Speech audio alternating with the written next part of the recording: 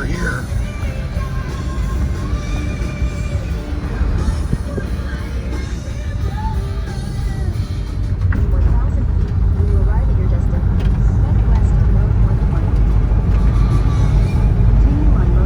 There's Quebec 1.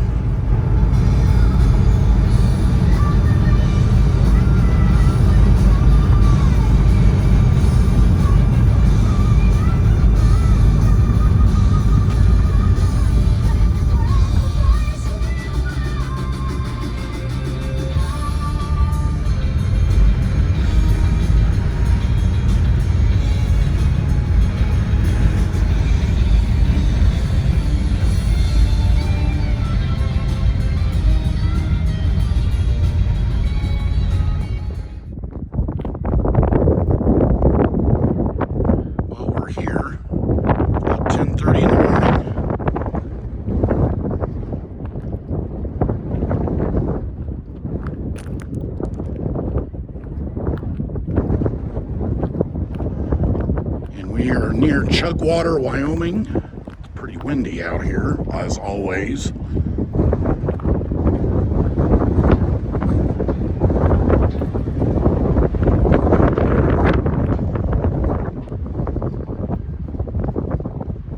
think I'm going to go back and get a coat.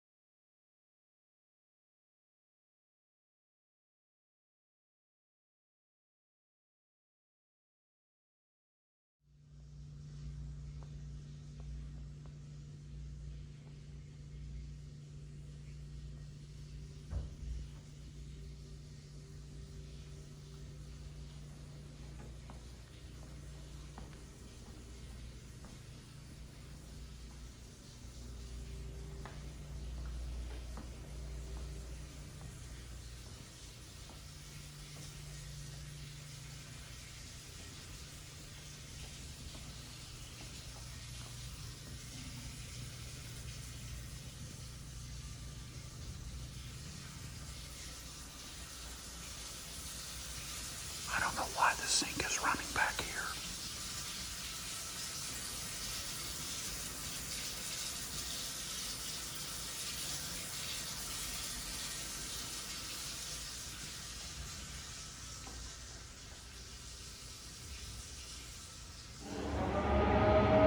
So we're about to descend 50 feet down into an acoustical enclosure.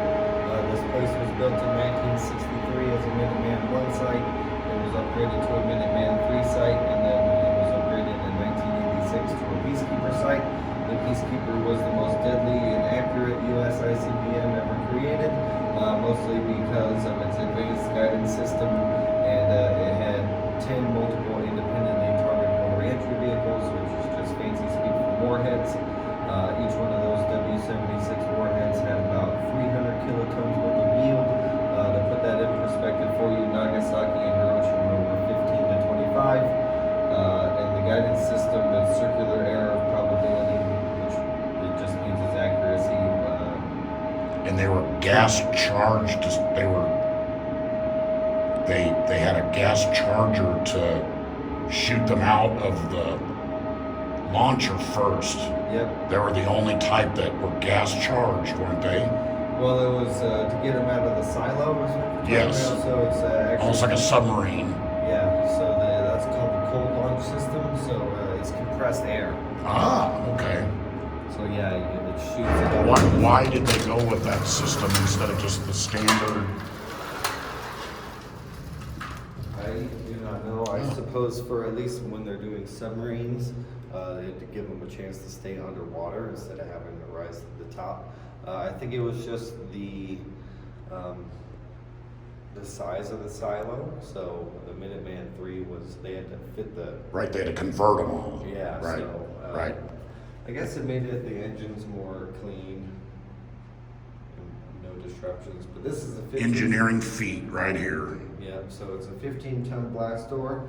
On the front of it, you'll see the sign of the 90th Bomb Group. It's the Jolly Roger. That was the insignia of the 90th Bomb Group. They operated from 1942 to 1945 in Southeast Asia in our campaign against the Japanese. And then they converted it to a missile wing later on as we started to develop ICBMs. I think I get this guy moving.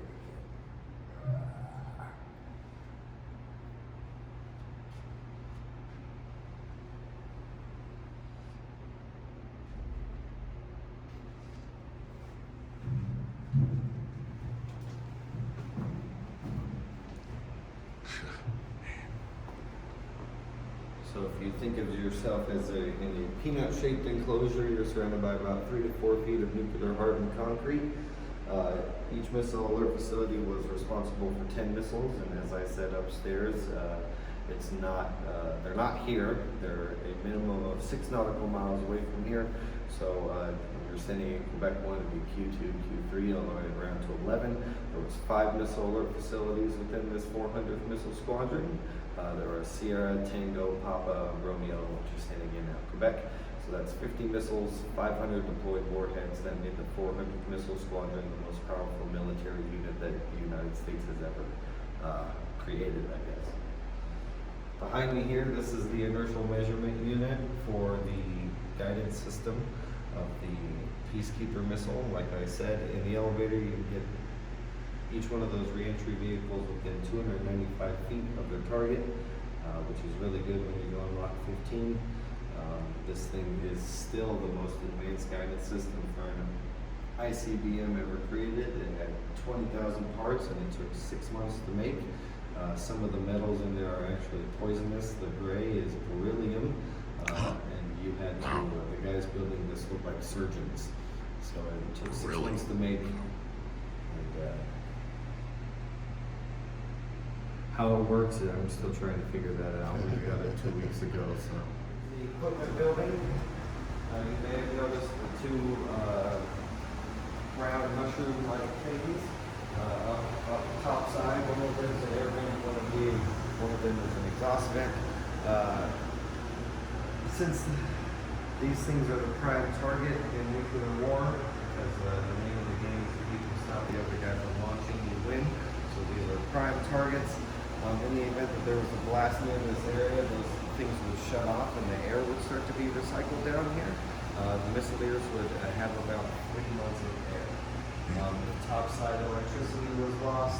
This diesel generator would start going, and it used to have a 1,000-gallon tank of diesel fuel.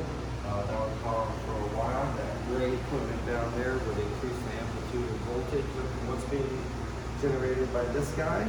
And in the event that this guy cut out, there's batteries underneath the capsule that would power the missile.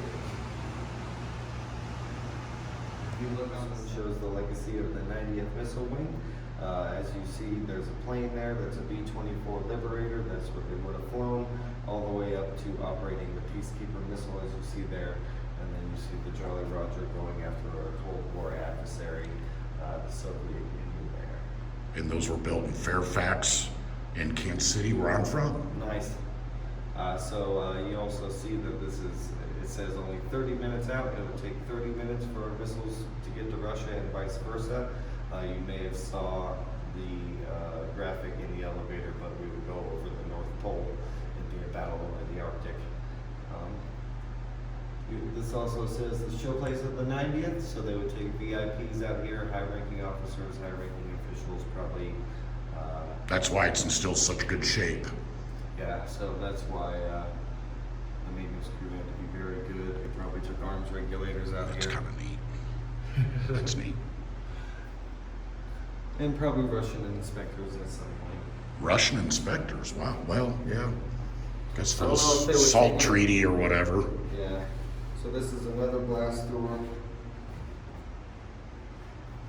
There's 2 stickers on the front that I want you to pay attention to. One of them is the 400th Missile Squadron insignia. The official one, you see lines coming down that represents each one of the 10 warheads. And then you see a no loan zone sticker. So if you were caught here alone, you'd be automatically court-martialed. We don't want one guy trying to launch or destroy technology or be a spy or something. So in the event that the Missileers needed to be rescued, the front one is not like this, but you can hear that you can take the front of this off. It's called breaking in. You take the front of this off, and this stuff is pneumatically run. So there used to be a pump back here where you would pump these pins into place. So you take this off, you put a car jack in there pretty much, and it was actually designed to do this. So if you lifted up the pneumatic equipment, it would release the pressure on these pins, and you can get in here. So if like a noxious gas got in here and they were unconscious for some reason, you could get in here. But if there was a little latch in the doorway, if that was engaged, there would be the only way to get in here would be welding through this thing, and that would probably take weeks. So as we go through here, please watch your head.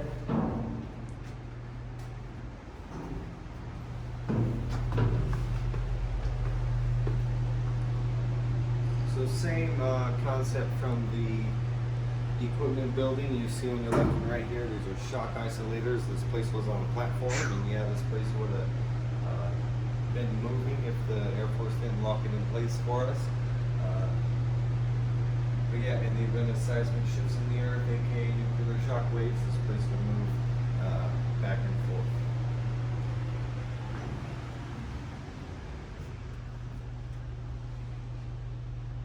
So this is where the Missileers were. They're on 24-hour shifts. If you got here at 7 a.m., you would leave at 7 a.m. the next day and be relieved by another crew.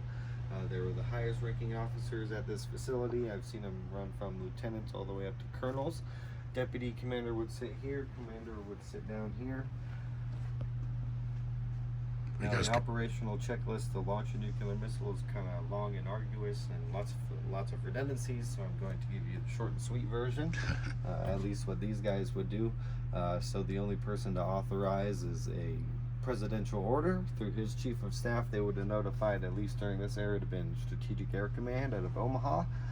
They held half of the codes, and the other half of the codes were in this red box.